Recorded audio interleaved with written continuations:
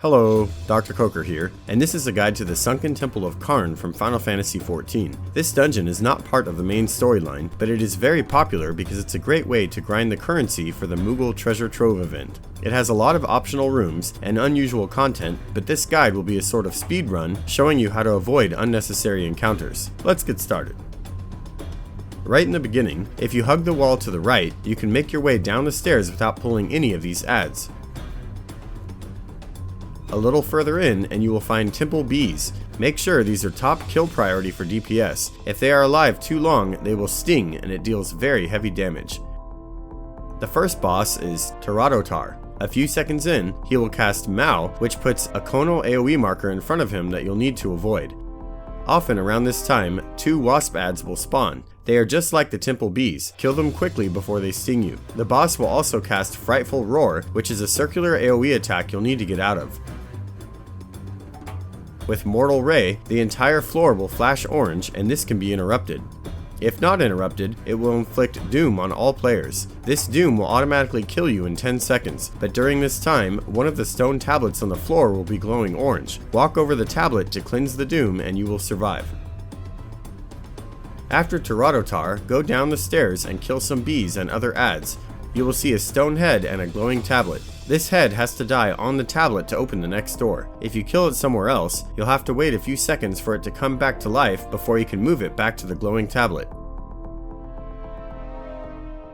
In the next room, there are more stone heads and more glowing tablets, but you can actually run past all of them, veer to the left, and linger in the opening behind these 2 death claws.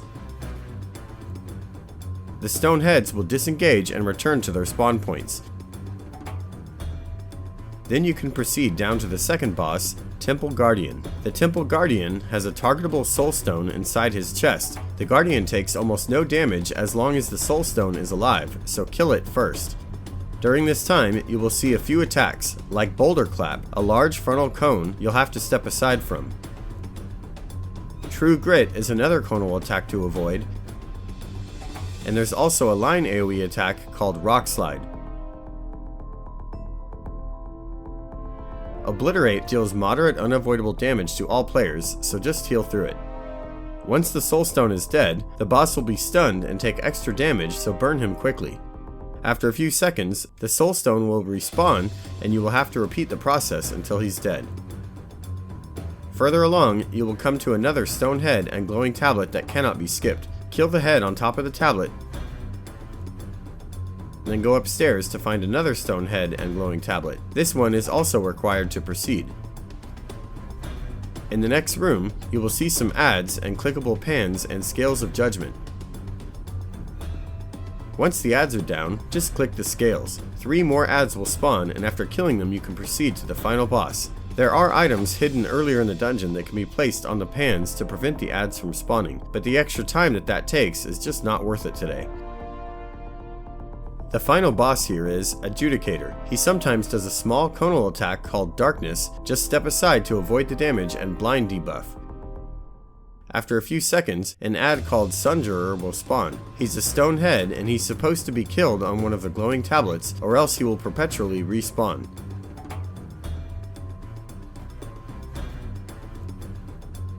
Mithril Verges will spawn throughout the fight and cast bright blue beams of AoE damage which need to be avoided.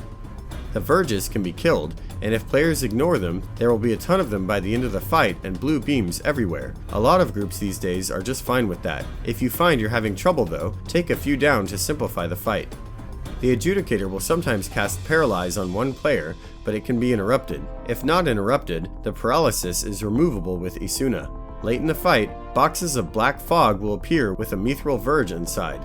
This Verge will cast a pulse that hits all players.